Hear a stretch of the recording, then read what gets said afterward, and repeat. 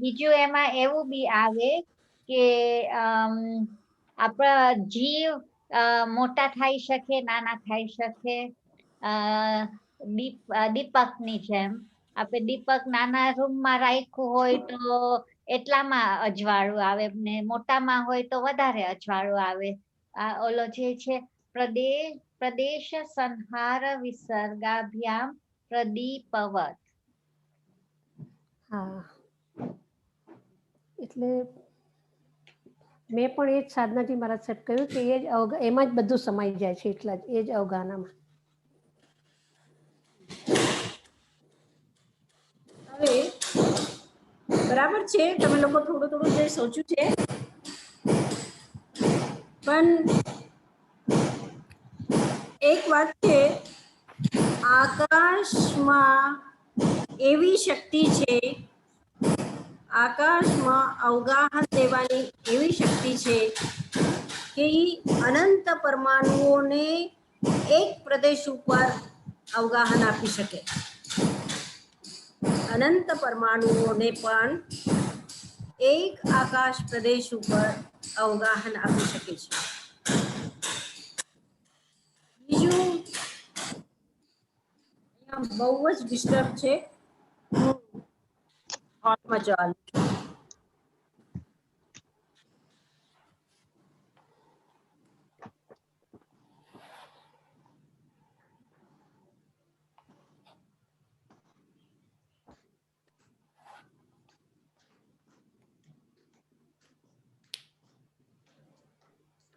અહીંયા થોડું કામ ચાલે છે ને, એટલે બહુ ડિસ્ટર્બન્સ છે.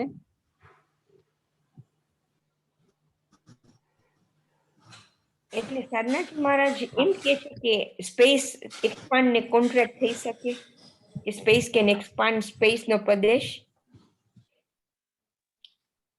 રસલાબેન, I don't think she's saying that. I think she's saying કે સ્પેસના જેટલા પ્રદેશ છે એટલા પ્રદેશ જ છે, but the matter can contract or it can, the one pradesh of space can accept many parmanu instead of one. Yeah, okay. So concentrated all black hole hoy ne, it's like that.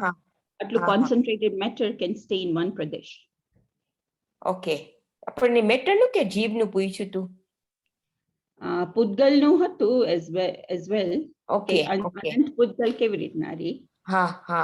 પૂતગલ નું I can, yeah, logically પૂતગલ makes sense because પૂતગલ occupies space ne. Yeah.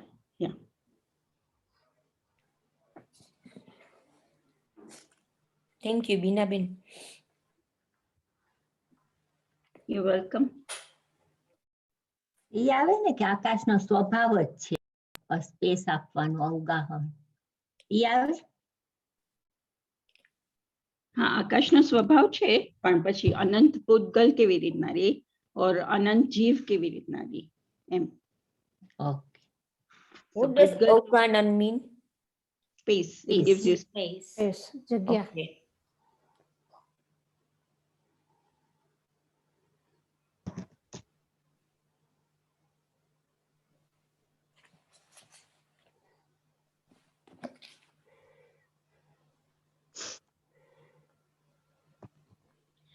અને સૂક્ષ્મ હોય ને, પૂતગલ સૂક્ષ્મ છે. યુ કેન હેવ સૂક્ષ્મ પૂતગલ ને, એટલે ઈ બી ઇમ્પોર્ટન્ટ છે કે સાવ નાના, ઇટ્સ નોટ સટલ એકદમ. પરમાણુ હોય પરમાણુ. અને પછી બીજા મોલેક્યુલ્સ બી હોય ને. હા, શું કહો છો તમે? સાધનાજી મહારાજ આવતા ડિસ્કસ જ કરતા હતા કે સૂક્ષ્મ હોય, પરમાણુ હોય, એ બધા સાવ સૂક્ષ્મ હોય, એટલે આટલા બધા રહી શકે સાથે.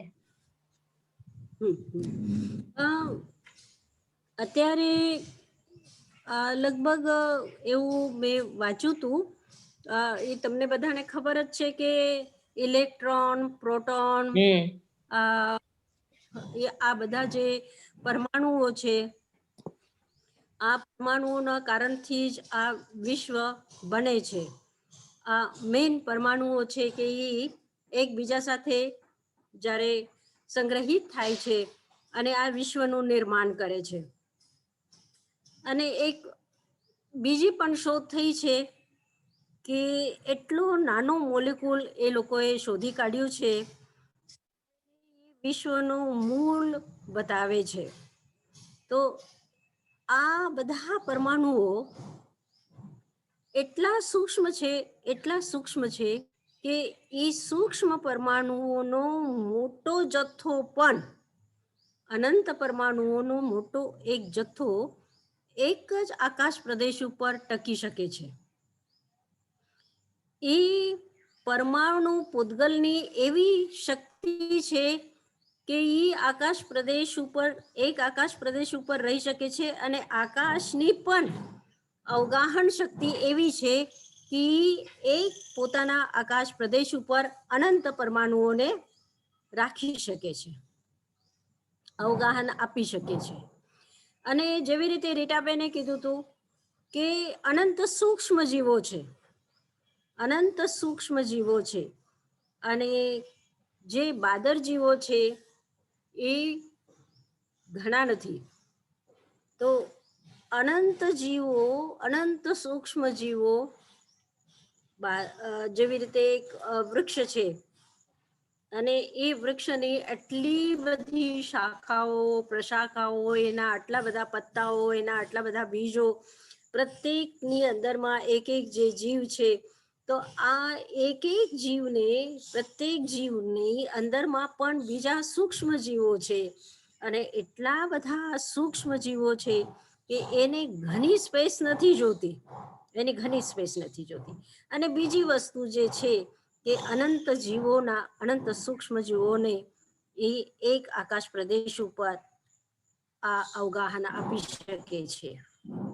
એટલે અનંત જીવોને અને અનંત પરમાણુઓને અસંખ્યાત પ્રદેશે આકાશ અવગાહન આપી શકે છે. આ આપણા પ્રશ્નનો આન્સર થાય છે. બરોબર.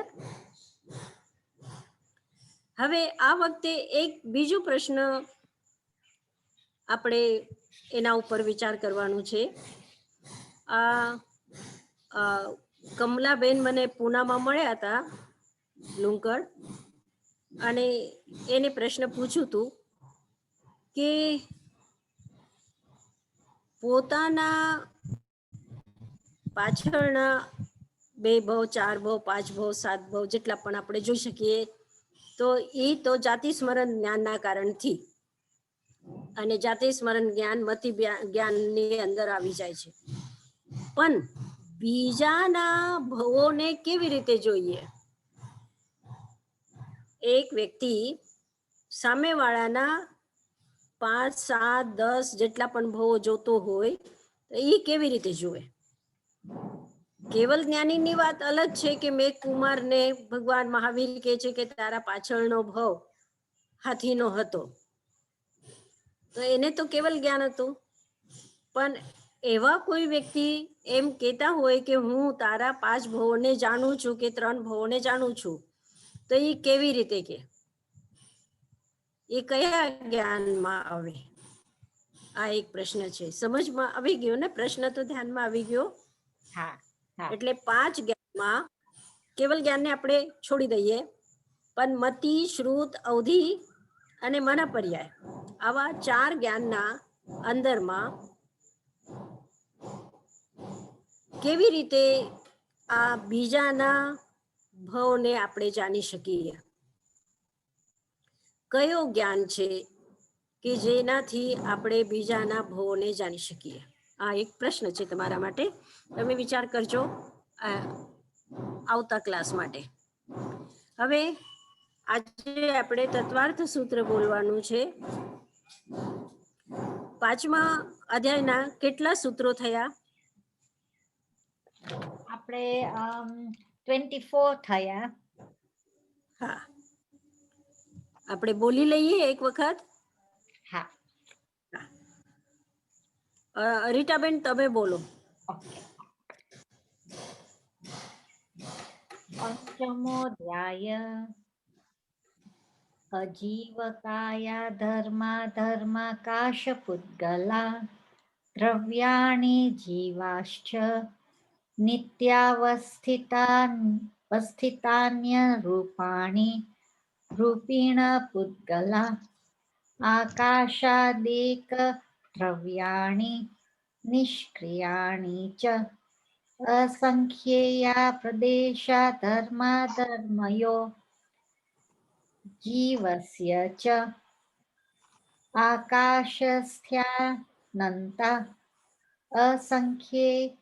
असंख्येया संख्येयाश्च पुद्गलानां नाणो लोकाकाशे वगाः धर्माधर्मयो कृत्स्ने एकप्रदेशादिषु भाज्या पुद्गलानाम् असंख्येय भागादिषु जीवानां प्रदेश संहार विसर्गाभ्यां प्रदीपवत् गतिस्थित्युपग्रहो धर्माधर्मयो रूपकार आकाशस्यावगाः शरीरवान्मन प्राणापान पुद्गलानां सुख दुःख जीवितमरणोपग्रहाश्च परस्परोपग्रहो जीवानां वर्तनापरिणाम क्रिया परत्वे च कालस्य स्पर्श रस गंध वर्णवंत पुद्गला शब्द बंध सूक्ष्म्य स्थूल्य संस्थान भेद तमश्छाया तपोद्योतवन्तश्च સરસ.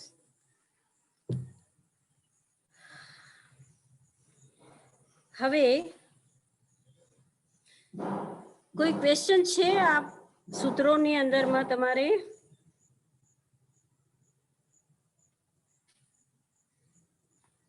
આગળ ચાલીએ. અણવઃ સ્કંધાશ્ચ 25મું સૂત્ર છે 25th. અણવઃ સ્કંધાશ્ચ. સંભળાય છે ને? અવાજ આવે છે? હા, સંભળાય છે. આ એકદમ ક્લિયર છે સાધનાજી મહારાજ. હા, અણવઃ સ્કંધાશ્ચ. હવે આ સૂત્ર છે પૂદગલ માટે, કે પૂદગલના બે રૂપ છે, અણુ અને સ્કંધ. એક એનો જે રિયલ રૂપ છે પૂદગલનો એ અણુ છે, પરમાણુ છે, અને એ પરમાણુઓથી સ્કંધ થાય છે. આ જેટલું પણ આપણે જોઈ રહ્યા છે, આપણી આંખોથી આપણે જે જોઈ રહ્યા છે, આપણા ઇન્દ્રિયોથી આપણે જે ગ્રહણ કરી રહ્યા છે, શબ્દ રૂપ ગંધ સ્પર્શથી, એ બધું શું છે? પૂદગલ છે. પણ એ પૂદગલોને ત્યારે જ આપણે ગ્રહણ કરી શકીએ જ્યારે એ સ્કંદ રૂપે હોય. તો એના બે ભાગ છે, અણુ અને સ્કંધ, બે રૂપ છે. સંઘાત ભેદેભ્ય ઉત્પદ્યન્તે. આગળનો સૂત્ર છે સંઘાત ભેદેભ્ય ઉત્પદ્યન્તે. સંઘાત એટલે ઘણા બધા પરમાણુઓ ભેગા થાય એને સંઘાત કહેવાય છે. સંઘાતથી અને ભેદથી. એક પહાડ હોય, માઉન્ટેન હોય, અને માઉન્ટેનથી કોઈ શિલા ખસકી જાય, તૂટે, જેવી રીતે આ ચોપડી છે, અને ચોપડીનો એક ભાગ નીકળી જાય, એક પાનો નીકળી જાય, તો શું થયું? ભેદ થયું. ભેદ થયું. ભેદથી પણ સ્કંધ થાય છે. બે ટુકડા થયા તો બે ટુકડા એટલે આ પણ એક ટુકડો છે, હોઈ શકે કે એક નાનો છે અને એક મોટો છે. બે શું કહેવાય? સ્કંધ જ કહેવાય. ભેદ સંઘાતથી અને ભેદથી શું થાય છે? સ્કંધની ઉત્પત્તિ થાય છે. સંઘાત એટલે એકત્રિત કરનાર, भेद એટલે ભાગ, टुकड़ा. संघात भेद इन तीनों कारणों से स्कंद पैदा होता है. એટલે સ્કંદ જે પેદા થાય છે, સ્કંદ જે પેદા થાય છે એ ભેગા થાય, અલગ અલગ પરમાણુઓ ભેગા થાય, સંઘાત. એને શું કહેવાય? સંઘાત કહેવાય. અને ભેદ એટલે બે અલગ થઈ જાય, ટુકડા થઈ જાય એના, પણ એ દૃશ્ય રૂપ છે, આપણે એને જોઈ શકીએ છીએ. એનો મતલબ શું છે? એ સ્કંદ છે. તો આ પણ એક સ્કંદ થયો ને આ પણ એક સ્કંદ થયો.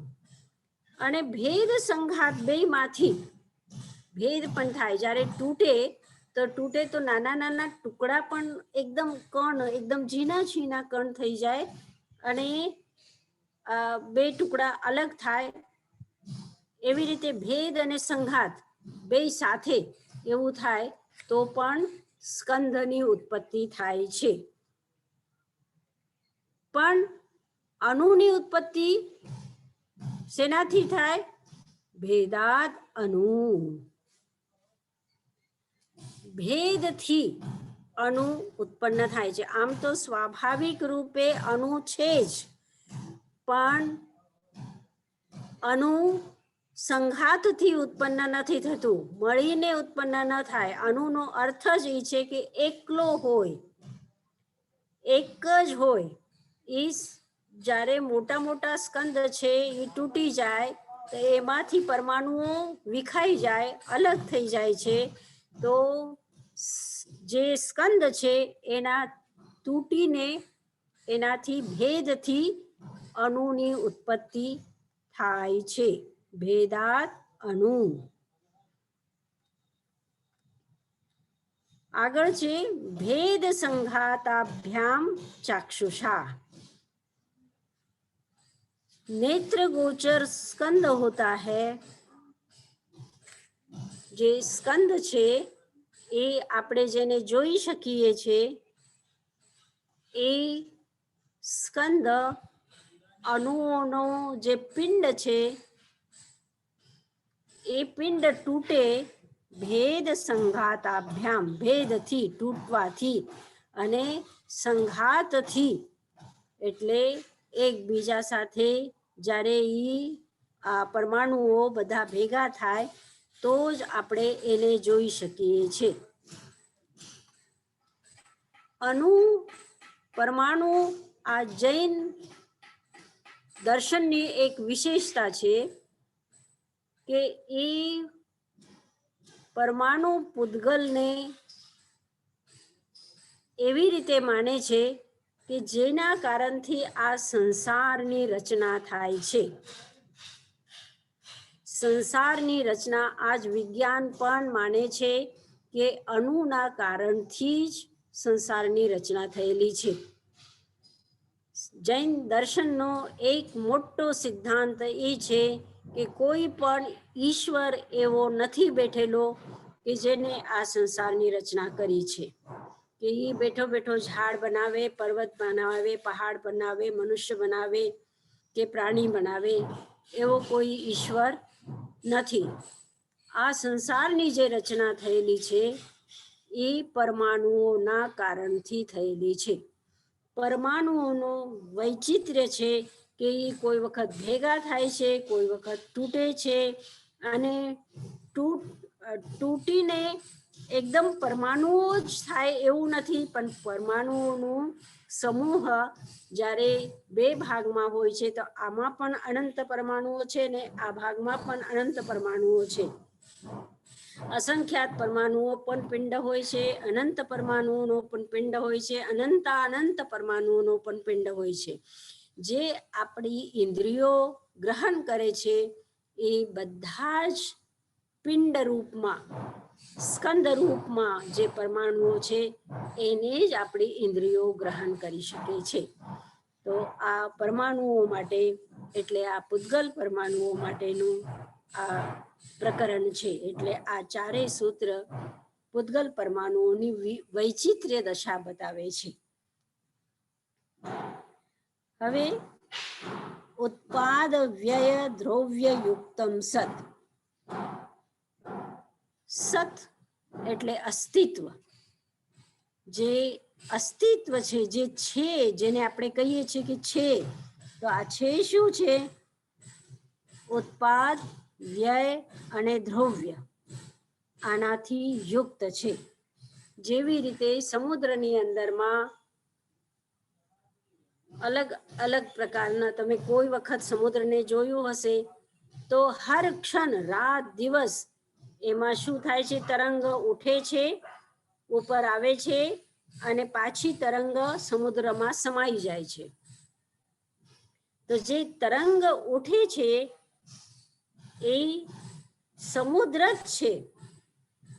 તરંગને ઉઠવાનું અને વિલીન થવાનું આ જે પ્રકાર આપણે જોઈએ છે, એવી જ રીતે પ્રત્યેક અસ્તિત્વની અંદરમાં ઉત્પાદ વ્યય અને દ્રવ્ય છે. એના માટે ઉદાહરણ તમે બધાએ સાંભળ્યું જ હશે કે સોનાની ચેન છે, એને તમે વીંટી બનાવી તો સોનાની ચેનનો શું થયું?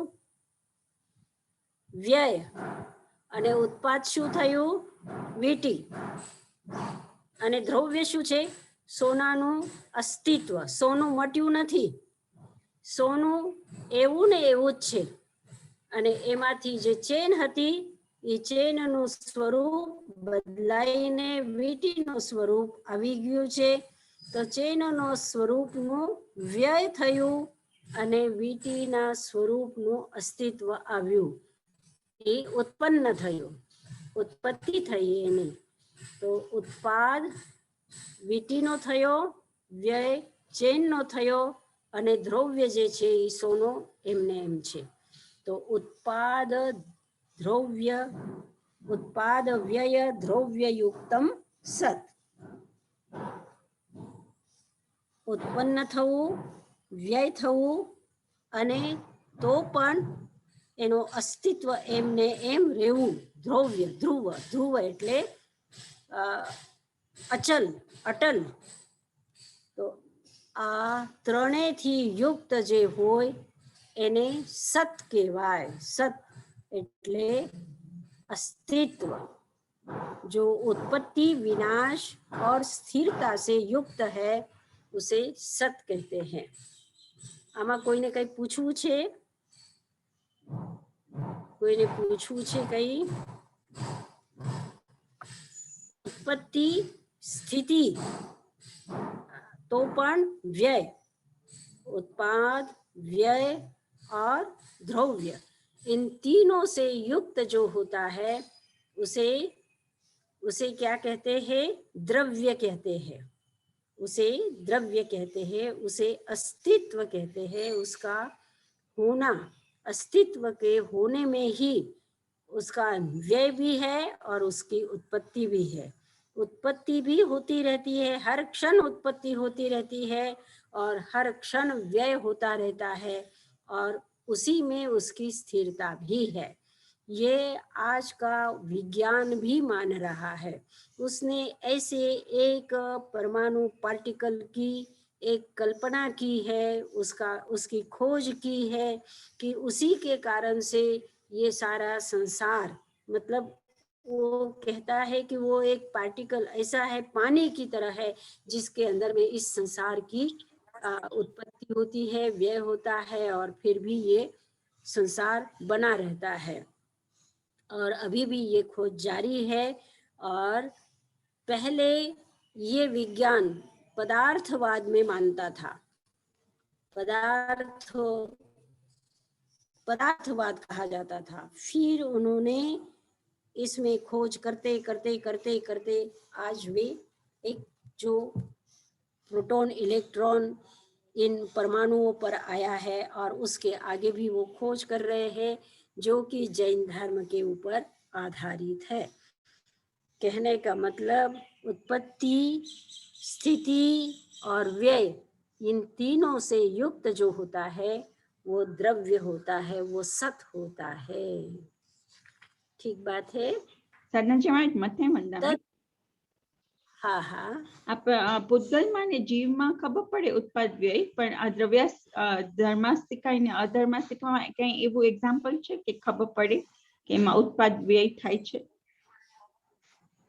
હા, એમાં આપણને ખબર ન પડે કારણ કે એની કોઈ પર્યાયને આપણે જોઈ નથી શકતા, પણ આપણે કારણ કે એનો અસ્તિત્વ છે,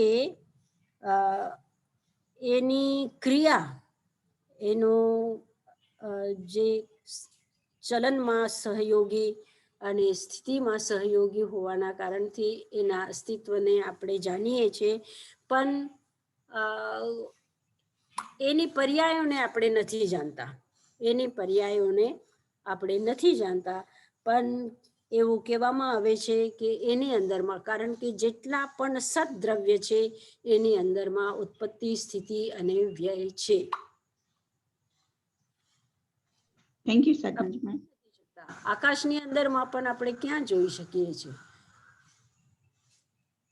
આકાશમાં પણ આકાશનું અસ્તિત્વ તો છે, એ તો આપણે માન્ય છે.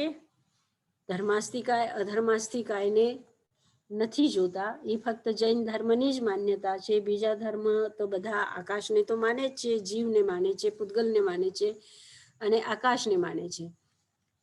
તો આકાશની પણ કોઈ પર્યાયને આપણે ક્યાં જોઈ શકીએ છીએ? છતાં પણ એનો અનુમાન એમ થાય છે કે જેવી રીતે એક મકાન છે, એની અંદરમાં આપણે ઘડો રાખ્યો છે, સમજો કે એક ઘડો છે અને એ ઘડો તૂટી ગયો, તો ઘટની અંદરમાં જે આકાશ હતો તો એ ઘટાકાશ હતો, એટલે એ આકાર એને ગ્રહણ કર્યો હતો. અને ઘટ ફૂટી ગયો, ઘડો ફૂટી ગયો, તૂટી ગયો, તો આકાશ જે ઘડાનું હતું એ બારે આવી ગયો, આકાશની અંદરમાં આકાશ મળી ગયો, તો એ પર્યાય બદલાઈ ગઈ એની. પણ ધર્માસ્તિકાય અને અધર્માસ્તિકાયની જે પર્યાય છે એ આપણે નથી જોઈ શકતા, પણ છે. ધર્માસ્તિકાયની પર્યાય જ્યારે તમે ચાલો છો તો એ ધર્માસ્તિકાયની પર્યાય અલગ હશે. જ્યારે તમે બેસી જાઓ છો ત્યારે અધર્માસ્તિકાયની પર્યાય જે છે એ અલગ છે, કે હું બેઠી છું અહીંયા, અને જ્યારે હું ઊભી થઈ જઈશ તો અધર્માસ્તિકાયની જે પર્યાય છે એ બદલાઈ જશે. એવી રીતે આપણે અનુમાન કરી શકીએ છીએ, અનુમાન કરી શકીએ છીએ. ઠીક છે સાધનાજી મહારાજ, મથેણ વંદામી, આપણે એમ વિચાર ના કરી શકીએ કે આત્મા તો આપણો આત્મા જે દ્રવ્ય છે એ તો કોઈ દિવસ બદલાય નહીં, ખાલી પૂતગલને લીધે આપણે એના બધા પર્યાય જોઈ શકીએ છીએ. તો એવી જ રીતે ધર્માસ્તિકાય ને અધર્માસ્તિકાય ને આકાશ એમ ના માની શકીએ કે પૂતગલને લીધે બધું બદલાય છે? લીધે બદલાય છે એમ નહીં, સોરી, હા, ખોટું પણ રીતે બરાબર છે. એટલે આપણે અનુમાન કરી શકીએ, હે ને? આપણે પૂતગલ લીધે એનું અનુમાન કરી શકીએ, કારણ કે પૂતગલ વગર આપણને બીજી કોઈ એટલે રસ્તો નથી જોવા જાણવા માટે. આ જ એક રસ્તો છે કે જેનાથી આપણે જાણી શકીએ છીએ. એટલા માટે એ રસ્તાથી આપણે જાણીએ છીએ, એટલે આપણે આમ કહી શકીએ છીએ કે ભાઈ પૂતગલના કારણથી એની પર્યાય બદલાય. Okay, thank you. તો આગળ ચાલીએ આપણે. તદ્ભાવા વ્યયમ नित्यम. जो अपने मूल स्वरूप से नाश को प्राप्त नहीं होता वही नित्य है. એટલે મૂળ સ્વરૂપ જે છે, સમુદ્રની અંદરમાં પર્યાય રૂપે અનેક તરંગો ઉઠે છે અને વિલીન થાય છે, પણ સમુદ્ર નિત્ય છે. આ ભલે સમુદ્ર નિત્ય નથી, પણ આપણને જાણવા માટે આ એક ઉદાહરણ રૂપે આપણે કહીએ કે એની તરંગો ઉઠે છે અને તરંગો એની અંદરમાં વિલીન થતી હોય છે, પણ સમુદ્ર એનો એ જ રહે છે. એના કારણથી આપણે જાણી શકીએ છીએ કે નિત્ય જે વસ્તુ છે એ આત્મા જે છે એ નિત્ય છે. એની પર્યાય રૂપે મનુષ્ય ભાવ, દેવ ભાવ, નારકીનો ભાવ અને તિર્યંચ ભાવ, એવી રીતે ભાવ બદલાય. અથવા આપણે વૃદ્ધ થઈએ કે નાનો બાળક છે પછી મોટો થાય, એ વૃદ્ધ થાય, એવી રીતે એની પર્યાયો બદલતી હોય તો આ જીવની પર્યાય બદલાય એમ માનવામાં આવે છે. પણ જીવ નિત્ય છે, જીવ દ્રવ્ય નિત્ય છે. તદ ભાવાવ્યયમ નિત્યમ. એનો જે ભાવ છે, જીવનો જે ભાવ છે, જીવનું જે સ્વરૂપ છે એ નિત્યમ નિત્ય છે. તદ ભાવાવ્યયમ. એનો અવ્યય, એ વ્યય નથી થતો, એનો નાશ નથી થતો, જીવનો નાશ નથી થતો. એનો ભાવ એમને એમ ભાવ સ્વરૂપે એમને એમ રહે છે, એટલે એ નિત્ય કહેવાય. तद्भावाव्ययम नित्यम. अपने मूल स्वरूप से नाश को प्राप्त नहीं होता. એના મૂળ સ્વરૂપનો નાશ નથી થતો, એને શું કહેવાય? નિત્ય કહે છે. બરોબર? સાધનાજી મહારાજ, આપણે એમ કહી શકીએ કે એમનું જે નેચર જે છે, દ્રવ્યનું જે નેચર છે એ નાશ નથી થતો. હા, Yeah. એનું નેચર. બરોબર બરોબર બરોબર. એટલે નેચર જ એનો એ છે ને કે ઉત્પન્ન થવું, વ્યય થવું અને તો પણ નિત્ય રૂપે રહેવું. આ એનું નેચર છે, આ એનો સ્વભાવ છે, આ જ એનો સ્વભાવ છે.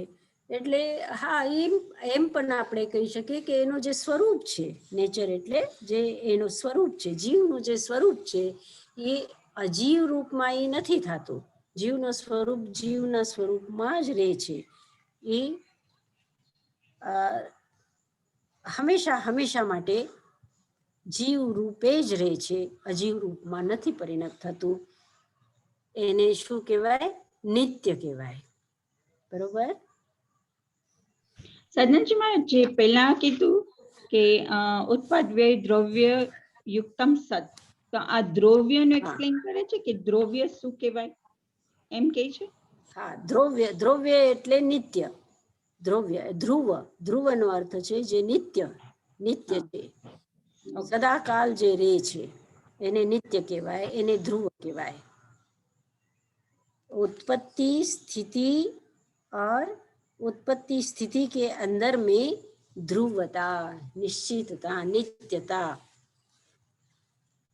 उपन्नेयवा विगमेयवा धुवेयवा, अभी रीते शास्त्रना शब्द છે कि उत्पन्न होता है, फिर व्यय होता है और फिर भी नित्य रहता है. उसे नित्य कहते हैं, उसे द्रव्य कहते हैं, उसे सत कहते हैं. ये छहों द्रव्य की यही स्थिति है. छहों द्रव्य में से यानी धर्मास्तिकाय भी उत्पन्न होता है, व्यय होता है और ध्रुव रहता है. अधर्मास्तिकाय भी, आकाश भी, काल भी, जीव भी और पुद्गल भी, उसी को द्रव्य कहते हैं. द्रव्य का अर्थ ही है कि जिसके अंदर में पर्याय उत्पन्न होती है और व्यय होती रहती है. जो पर्याय से युक्त होता है वही द्रव्य कहलाता है. पर्याय से रहित कोई भी समय में द्रव्य नहीं रहता है.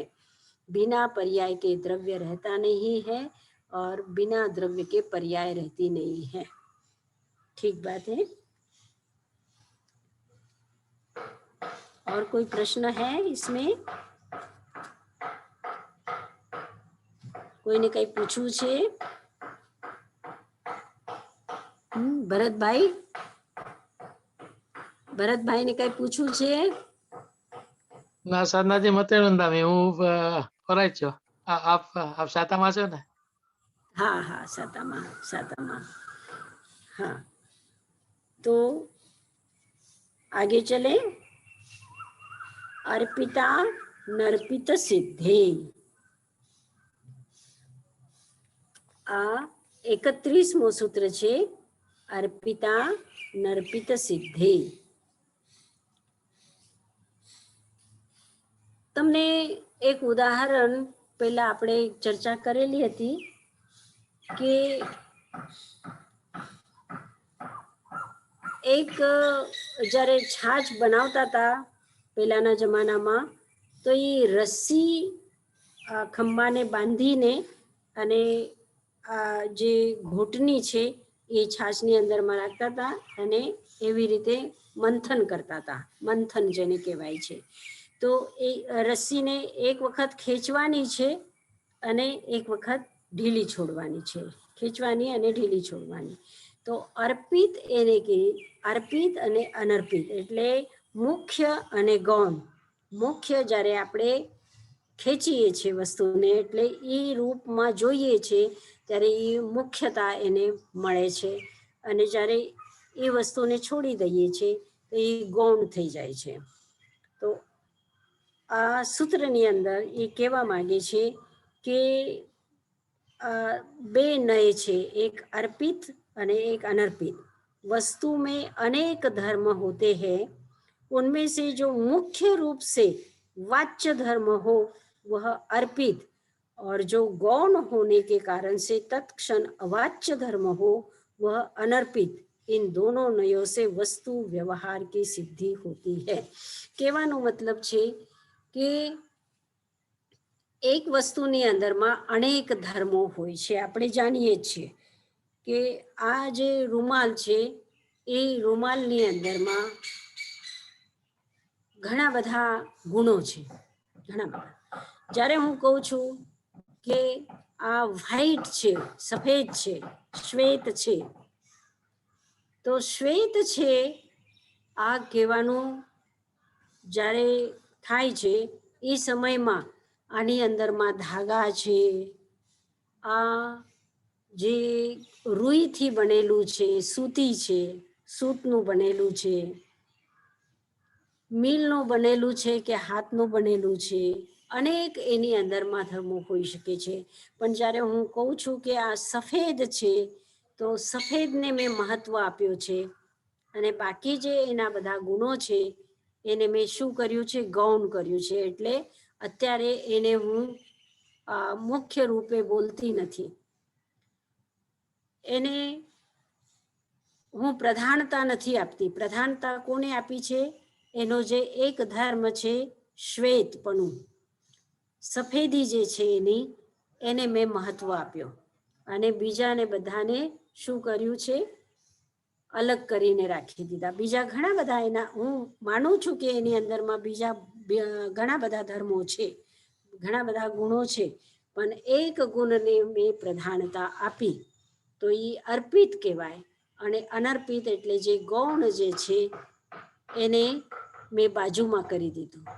જેવી રીતે એક ગુલાબનું ફૂલ છે, એ ગુલાબના ફૂલમાં એ રંગ પણ છે, એની અંદરમાં સુગંધ પણ છે, એની અંદરમાં અમુક એવા તત્વો છે કે જે તમારા રોગને દૂર કરી શકે છે, તમારા ભૂખને પણ દૂર કરી શકે છે. એ અનેક ધર્મો એની અંદરમાં છે, એની અંદરમાં કોમલતા પણ છે.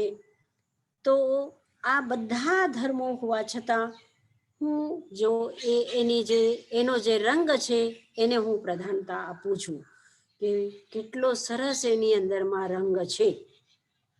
તો હવે જ્યારે હું કહું છું કે આ રંગ મને બહુ ગમે છે, અને એ રંગ બીજા કોઈ પણ ફૂલમાં હું નથી જોતી, આ ગુલાબના ફૂલની અંદરમાં આ રંગ જે છે એ કેટલો સરસ છે. જ્યારે હું આ બોલું છું ત્યારે એની સુગંધને હું શું કરું છું, એની સુગંધને હું અલગ રાખું છું, એની કોમલતાને પણ હું અલગ રાખું છું, એની અંદરમાં જે બીજા તત્વો છે એને પણ હું અલગ રાખું છું. પણ ફક્ત એનો જે રૂપ છે, એનો જે રંગ છે, એને મેં શું કર્યું? પ્રધાનતા આપી છે. એના સ્વાદને, એના બીજા બધા ગુણોને મેં બાજુમાં રાખ્યું અને એક જ જે એનો રૂપ છે, એનો જે રંગ છે, એને મેં પ્રધાનતા આપી. તો એનું કહેવાનો મતલબ એ છે કે પર્યાયો જે બદલાય છે, પર્યાયો જે બદલાય છે, તો એ પર્યાય કોઈ વખત પ્રધાન થઈ જાય છે અને બીજી પર્યાય ગૌણ થઈ જાય છે. પણ એ પર્યાયો જે બદલાય છે એ એક વસ્તુની અંદરમાં બદલાય છે. તો એ પર્યાયને જ્યારે આપણે જોઈએ છે તો કોઈ એક પર્યાયને આપણે જોઈએ છે, બીજી બધી પર્યાયો ગૌણ થઈ જાય છે. એ દ્રવ્યમાં જ હોય છે, દ્રવ્યમાં જ હોય છે. એ અનંત પર્યાયોનું, અનંત ગુણોનું એ સમૂહ જે છે એ દ્રવ્ય છે. દ્રવ્યની અંદરમાં ગુણ પણ છે અને પર્યાય પણ છે. જેવી રીતે આત્માની અંદરમાં જ્ઞાન ગુણ છે અને મનુષ્યની પર્યાય, અત્યારે હું મનુષ્ય છું અને મારા આત્માનું જે ગુણ છે એ જ્ઞાન ગુણ છે, દર્શન ગુણ છે, ચારિત્ર ગુણ છે. તો એ બધા ગુણો છે. ગુણોની પણ પર્યાય છે અને દ્રવ્યની પણ પર્યાય છે. આ બધી પર્યાયોની અંદરમાં, ગુણોની અંદરમાં દ્રવ્ય રહે છે. કહેવાનો મતલબ કે અનેક પર્યાયો અને ગુણોનો જે પિંડ છે એ દ્રવ્ય છે. ઠીક? સદનજી આજે- મહારાજ, સિદ્ધે એટલે શું? હા. અર્પિતા એટલે અર્પિતા એટલે મુખ્ય અને નાર્પિતા એટલે ગૌણ, પણ સિદ્ધે હા, એટલે શું? અનર્પિત એટલે ગૌણ. હા, સિદ્ધે એટલે શું? સિદ્ધે સિદ્ધે આ જે નિત્યપણું જે છે ને, પેલાનું જે સૂત્ર છે કે તદ ભાવાવ્યયમ નિત્યમ, આ જે સૂત્રમાં કીધું છે કે મૂળ સ્વરૂપનો નાશ નથી થતું, એને નિત્ય કહેવાય છે. જે મૂળ સ્વરૂપ છે દ્રવ્યનો, એનો નાશ નથી થતો, એને નિત્ય કહે છે. હવે આ જે નિત્ય છે તો મૂળ સ્વરૂપનો નાશ નથી થતું, પણ એની જે પર્યાયો અલગ અલગ થાય છે, તો એ પર્યાયોને આપણે શું કરીએ છીએ? મુખ્યતા આપીએ છીએ. એકને મુખ્યતા આપીએ છીએ ને એકને ગૌણ બનાવીએ છીએ. તો એના કારણથી એ સિદ્ધ થાય છે. સિદ્ધ એટલે એને આપણે નિત્યત્વ એની અંદરમાં છે એવો આપણે સિદ્ધ કરી શકીએ છીએ કે હા છે એમ. નથી સમજાનું ને?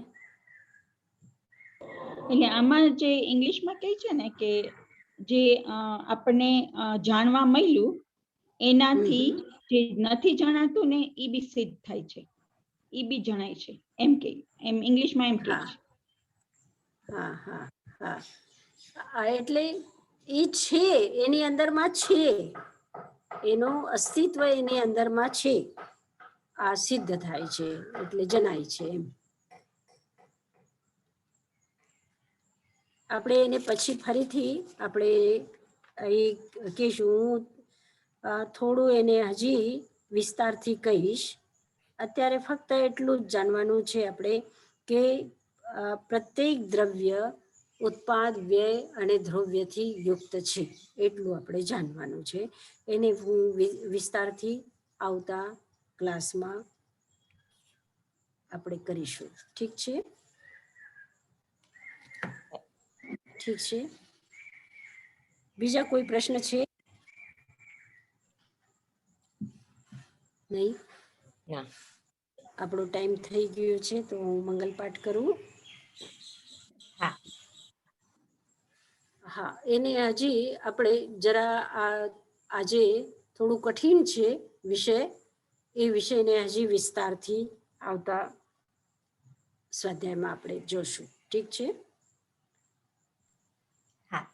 નમો અરહંતાનમ નમો સિદ્ધાનમ નમો આયર્યાનમ નમો વજ્જાયાનમ નમો લોય સવ વસાહુનમ એસો પંચનમોકારો સર્વ પાવપણાસનો મંગલાનંચ સવ્વેસિમ પરમં હવૈ મંગલમ ગુરુદેવ કે અજ્ઞા ચતારી મંગલમ અરહંતા મંગલમ સિદ્ધા મંગલમ સાહુ મંગલમ કેવલી પન્નતુ ધમ્મો મંગલમ ચતારી લુગુત્તમા અરહંતા લુગુત્તમા સિદ્ધા લુગુત્તમા સાહુ લુગુત્તમા કેવલી પન્નતુ ધમ્મો લોગુત્તમો ચતારી શરણમ પવજ્જામિ અરંતે શરણમ પવજ્જામિ સિદ્ધે શરણમ પવજ્જામિ સાહુ શરણમ પવજ્જામિ કેવલી પન્નતમ ધમ્મમ શરણમ પવજ્જામિ ચાર શરણા દુઃખ હરણા સુખ કરના और શરણા નહીં કોઈ જો ભવે પ્રાણી આદરે અક્ષય અમર પદ હોય. ઓમ શાંતિ શાંતિ શાંતિ. આ વિષય જરા થોડો કઠિન છે. આવતા ક્લાસમાં હું એને થોડો ઈઝી કરીને અને થોડો વિસ્તાર આપવાની કોશિશ કરીશ. Thank you, Sadhguru. Thank you very much. મધ્યાહન વંદન. જય હા, જય ખૂબ ખૂબ